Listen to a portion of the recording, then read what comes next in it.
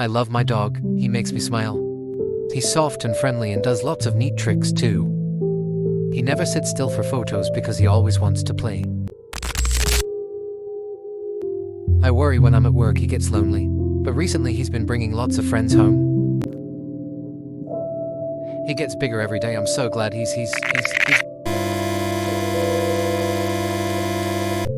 His new friend keeps opening this door in my basement. I wonder where it goes. My head feels funny, maybe I'll sleep a while. Something's licking my fingers, something's under my bed. Silly me, I don't have a dog. I keep telling myself it's all in my head.